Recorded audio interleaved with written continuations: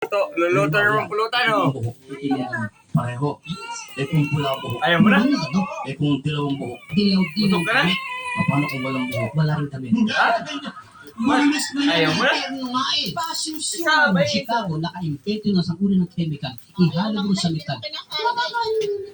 Saba. Ibig mo sabihin yung metal, nilalagyan ng chemical. Tapos, kinakain niya. Saan niya?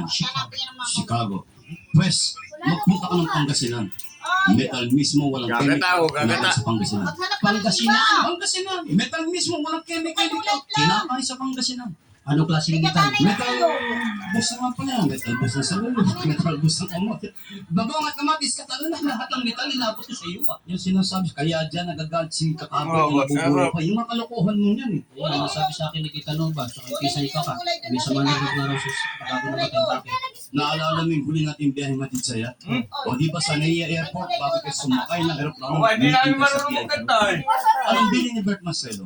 Pagdating sa airport, siya ang mauuna sa immigration at siya ang leader ng grupo. Akala mo makot yun hindi ka. Hindi ka nagbiligilo kanina. So, Ang Pinoy, bago bumitaw sa natin, pinag-aral muna sa kanila niya. bakit ang pinag-aralan mo ron? Dalawang nauna sa akin. Ano? British, Amerikano, pangatlo. Kita mo, magagaling sa English mo yan. Tinanong na migration Carter, ito kailangan sa... Anong tinanong?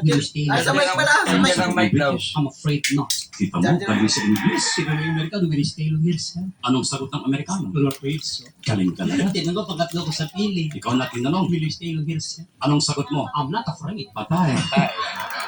Ano nga ang Hindi natapay? ko natatakot. Sino- Hindi sino ako naman? natatakot sa nang makating. Mali nga eh, mali. Banat ka ng banat eh. Sa Dubai, ganyan din ginawa mo. Anong sabi ko? Naluluwag Ayaw nga. mo na ako. Pakinggan mo yung sasagot ko. Nagpatit. Tingnan mo. Ba't pinatay? Hindi ko pinatay. May ano, cellphone na galaw mo. Oo, galaw. Si Tali. Tali, dalawa kayo. Halipay ng ano. Bibili ng gulay. Hindi gawa. O, DJ, yung ka na pa nabibili ng gulay. Sagot mo. Tama. Nung talagang natural bang sagot mo? Cesarean. Anong cesarean? Hindi na nakananay ko. Tinatanong kung tunay kang pinanganak na Pilipino. Ayusin lang yung tanong nila. Ayusin mo pakikinig mo. Kaysa bullshit kasi hindi Ay, ano, sinaklang na. Napasin ko, di ba? Atin sila natin, hinahanap yung passport. O, hindi pa pala, wala pa palang gulay. Baka lang hit. India? Sabi ko, Tinatanggap ng baboy sa India? Tawa ko. Sige po sa mga. Pero alam mo naman pa sila sa India. Ano? Paramihan pa lang ng mga tao may pula rito sa loob. Kahit dito makita mo, naglipan na yung ganyan. Ikaw ba alam mo kung bakit sila may pula sa loob? Hindi. Hindi mo alam? Bakit? Para malaman daw kung asado o bola-bola.